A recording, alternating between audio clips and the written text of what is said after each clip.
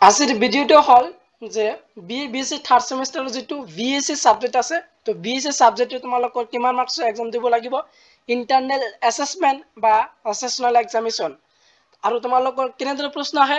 সেইখিনি তোমালোকৰ আজিৰ এই ভিডিওৰ যোগেদি তোমালোকক দেখুৱাম তো তোমালোকে যেতিয়া দেখিবলৈ পাইছা BSc third semester sessional examination 2025 subject BSc তো সাবজেক্ট যেটো বিএসসি আছে natural resource management and sustainable development যিখন বিষয় আছে এইখন বিষয়ৰ তোমালোকৰ মাৰ্কস দিয়া থাকিব 20 মাৰ্কসৰ এক্সাম দিব লাগিব যেটো তোমালোকে সেশনাল এক্সাম দিবা আৰু টাইম দিয়া থাকিব 1 আৱাৰ্স তো এইখন আছিল ওয়েস্ট গোৱালপাৰা কলেজৰ সেশনাল এক্সামিনেশনৰ কোশ্চেন পেপাৰ তো তোমালোকে চোৱা ইয়াৰ পৰা তোমালোকে বহুত কমন পাবা তো তোমালোকে এইবিলাক চাই যাবা যে তোমালোকৰ এক নম্বৰত দিয়া থাকিব যে answer any 5 from the following question 1 into 5 equal 5 তো তোমালোকৰ এক নম্বৰৰ প্ৰশ্ন পাঁচটা লিখিবলৈ আহিব তো তোমালোকৰ যিকোনো পাঁচটা তোমালোকৰ লিখিব লাগিব ইয়াত বহুকেইটা দিয়া থাকিব এক নম্বৰ প্ৰশ্ন যেনে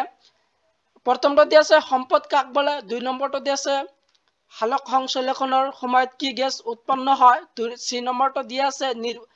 নিৰ্বনীকৰণ মুখ্য কাৰণ কি চিপকো আন্দোলন নেতা কোন আছিল গোলকীয় উষ্ণতা বৃদ্ধিৰ বাবে কোনটো হিউজ গেছ মুখ্য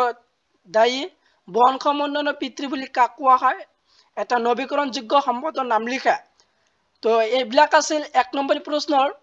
তো প্ৰশ্নখিনি তোমালোকে চাই যাবা ইয়াৰ পৰা তোমালোকে কমন পাবা তোমালোকে এইবিলাক আছিল ইম্পৰ্টেন্ট হয় তোমালোকে এইবিলাক চাই যাবা তাৰ পিছত চোৱা যে তোমালোকৰ দুই নম্বৰত কেনেদৰে থাকে তলে যিকোনো পাঁচটা প্ৰশ্ন তো লিখা তো দুই নম্বৰ প্ৰশ্ন দিয়া থাকিব তোমালোকৰ 2 into 5 equal 10 তো দুই নম্বৰ প্ৰশ্ন যিকোনো পাঁচটা লিখিবলৈ আহিব টোটাল 10 মাৰ্কসৰ তো তোমালোকৰ দুই নম্বৰ প্ৰশ্ন কেনেদৰে থাকে সেইখিনি চোৱা এক নম্বৰত দিয়া আছে যে দুটা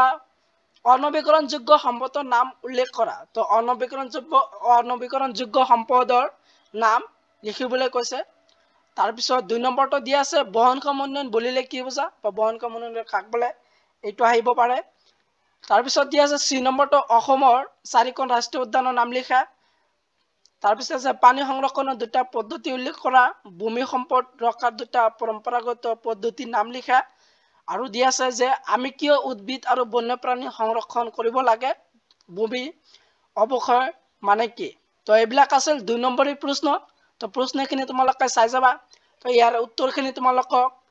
নেক্সট ভিডিঅ'ত দিম নহলে এই ভিডিঅ ডেসক্ৰিপচনত লিংকত দিয়া থাকিব নহলে তোমালোকে কমেন্ট বক্সত তোমালোকে জনাবা মই তোমালোকক ইনষ্টাগ্ৰামত তোমালোকৰ এনসাৰখিনি দিম তো দুই নম্বৰ প্ৰশ্ন এনেদৰে আহিব পাৰে তো তোমালোকে এইখিনি শিকিবা যেহেতু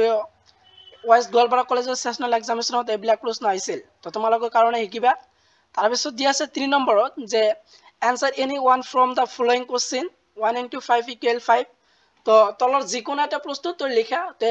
5 মাৰ্কৰ এটা প্ৰশ্ন লিখিবলৈ আহিব তোমালোকৰ 5 নম্বৰ প্ৰশ্ন দিয়া থাকিব এটা লিখিব লাগিব তো যেনে ইয়াত দুটা দিয়া আছে এটা অপচনাল দিয়া আছে ইয়াৰ ভিতৰত যিকোনো দুটা লিখিব লাগে তো বহনক্ষম উন্নয়নৰ লক্ষ্য কেইটা আৰু কি উল্লেখ কৰা তাৰ পিছত দুই নম্বৰটো আছে প্ৰাকৃতিক সম্পদ বুলিলে কি বুজা প্ৰাকৃতিক সম্পদৰ শ্ৰেণী বিভাগ কৰি উদাহৰণ দিয়া তো দুটা আহিছিল 5 নম্বৰ প্ৰশ্নৰ কাৰণে তোমালোকে শিকিবা এইবিলাক আছিল ইম্পৰ্টেন্ট তো তোমালোকৰ যেটো বিএসসি সাবজেক্ট আছে তো বিএসসি সাবজেক্টৰ টোটাল তোমালোকৰ 20 মাৰ্কসৰ এক্সাম দিব লাগিব টাইম দিয়া থাকিব 1 আৱাৰ্স আৰু এক নম্বৰ প্ৰশ্ন 5 মাৰ্কৰ আহিব তাৰ পিছত দুই নম্বৰ প্ৰশ্ন থাকিব তোমালোকৰ পাঁচটা লিখিবলৈ টোটাল 10 মাৰ্কৰ আৰু তাৰ পিছত দিয়া থাকিব তোমাৰ 5 মাৰ্কৰ এটা লিখিবলৈ আহিব 5 মাৰ্ক তো টোটাল 20 মাৰ্কসৰ তোমালোকৰ বিএসসি সাবজেক্টৰ এক্সাম দিব লাগিব তো এই কোশ্চেন পেপাৰটো তোমালোকে চাই যাবা তো কোশ্চেন ইয়াৰ পৰা তোমালোকে বহুত কমন পাবা তো তোমালোকে ভিডিওটো ভাল লাগিলে ভিডিওটো লাইক কৰি দিবা আৰু তোমালোকৰ বন্ধু বান্ধৱীৰ লগত ভিডিওটো বেছি বেছি শেয়াৰ কৰি দিয়া